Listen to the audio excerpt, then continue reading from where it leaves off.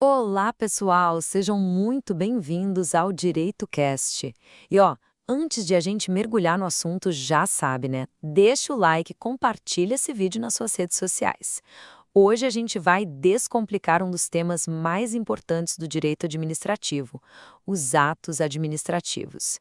Sério, entender isso aqui é fundamental para sacar como o Estado funciona no nosso dia a dia. Então, olha só o nosso mapa da mina de hoje.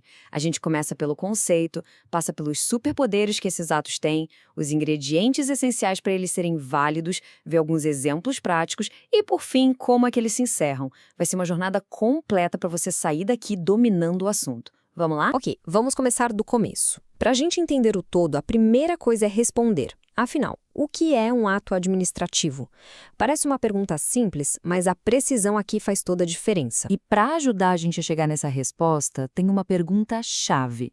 Governar e administrar são a mesma coisa? A resposta curta é não. E entender essa diferença é o primeiro passo de tudo. E aqui fica tudo mais claro. Pensa assim, o ato de governo é político, é a grande estratégia, é definir para onde o país vai. É uma decisão ampla, como declarar guerra. Do outro lado, o ato administrativo é execução, é a mão na massa. É o Estado colocando em prática as leis e as políticas no nosso dia a dia. Tipo quando ele te dá uma licença para construir sua casa. E isso nos leva para essa definição mais formal. Mas calma, não se assusta com o juridiquês. O ato administrativo é basicamente a principal ferramenta que o Estado tem para agir. É uma decisão que vem de um lado só, o da administração, e que tem o poder de criar, mudar ou até acabar com direitos e deveres, tanto para a gente, os cidadãos, quanto para ela mesma. Só que essa ferramenta não é uma ferramenta qualquer, viu? Ela vem com umas características bem especiais, uns verdadeiros superpoderes que fazem com que ela seja diferente de qualquer ato que a gente faz na nossa vida privada. Vamos dar uma olhada nesses atributos? E o maior de todos esses superpoderes, sem dúvida nenhuma, é a presunção de legitimidade. Sabe o que isso quer dizer? Que quando um ato administrativo é publicado, ele já nasce sendo considerado válido e totalmente de acordo com a lei. Ele já chega com o selo de ok, tá tudo certo aqui. E essa frase resume perfeitamente o efeito disso na prática. A palavra da administração tem força de verdade, pelo menos a princípio. Se você recebe uma multa de trânsito, a gente parte do princípio que ela é legal. É você que, se discordar, vai ter que correr atrás e provar que ela está errada. O ato já começa o jogo ganhando de 1-0, entende? Tá, mas para ter essa força toda, o ato administrativo não pode ser feito de qualquer jeito. Ele tem que seguir uma receita bem certinha. Se faltar algum ingrediente dessa receita, ele pode ser considerado inválido. Vamos conhecer agora quais são esses elementos essenciais. E aqui estão os 5 ingredientes da nossa receita: competência, finalidade, forma, motivo e objeto. É o famoso mnemônico COFFE-MOMO, que todo estudante de direito adora.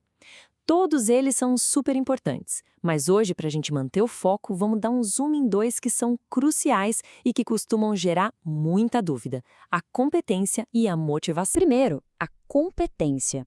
Isso é bem simples de entender. Não é qualquer servidor público que pode fazer qualquer coisa. A lei define direitinho quem tem o poder para fazer cada tipo de ato. Por exemplo, um auditor da Receita Federal não pode te dar uma multa de trânsito. Essa competência é dada pela lei e o servidor não pode simplesmente passar para outro ou ignorá-la. E o segundo elemento que a gente vai destacar é a motivação. Isso aqui é fundamental. A administração não pode só decidir algo e pronto. Ela precisa dizer o porquê. Ela tem que explicar os fatos e as leis que levaram àquela decisão. Isso é a base da transparência e é o que permite que a gente, e também o Poder Judiciário, consiga controlar se o ato foi feito da forma correta. Olha, se esse conteúdo está te ajudando, aproveita para compartilhar com seus amigos ou nas suas redes sociais. Isso ajuda muito a fortalecer e desenvolver ainda mais o nosso canal. Muito bem, já passamos pela teoria, agora vamos ver como isso funciona na prática. Como é que esses atos administrativos aparecem no nosso dia a dia? Vamos dar uma olhada em alguns dos tipos mais comuns. Autorização, permissão, concessão, licença. Com certeza você já ouviu essas palavras por aí. E muita gente acaba usando como se fosse tudo a mesma coisa. Mas, no direito, os detalhes são tudo. Cada um desses nomes significa uma coisa bem diferente. E a diferença fica muito nítida quando a gente olha para essa tabela. A autorização, por exemplo, para usar uma rua para fazer uma festa de bairro é um ato mais simples, focado no seu interesse e bem precário. A administração pode revogar a qualquer momento. Já a permissão, tipo para ter um quiosque na praia, já tem um peso maior de interesse público. E lá no topo da complexidade, a gente tem a concessão, como a de uma rodovia com pedágio, que é super estável e amarrada por um contrato bem robusto. E agora, a gente chega na última parte do ciclo de vida de um ato. Porque, afinal de contas, nada é para sempre, né? Um ato administrativo também tem um fim, seja porque ele já cumpriu seu objetivo ou porque ele tem algum problema. Vamos entender como isso acontece. Então fica a pergunta: um ato administrativo dura para sempre? A resposta, claro, é não. E as duas formas mais importantes de desfazer um ato que você precisa dominar são a anulação e a revogação. Elas parecem a mesma coisa, mas não são. E a diferença entre as duas é o ponto-chave aqui. Pensa assim, se um ato nasceu com defeito, se ele é ilegal, ele tem que ser anulado. Quem pode fazer isso? Tanto a própria administração quanto o judiciário. E o efeito? Volta tudo no tempo, o tal do ex-tunc. É como se o ato nunca tivesse existido. Agora, se o ato é legal, perfeitinho, mas ele simplesmente deixou de ser interessante, de ser conveniente, aí ele pode ser revogado. E isso é uma decisão que só a administração pode tomar.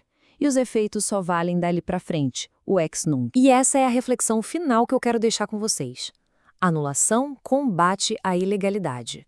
Revogação ajusta o ato ao interesse público atual. Entender a diferença entre esse controle de legalidade e o controle de mérito não é só um detalhezinho para a prova.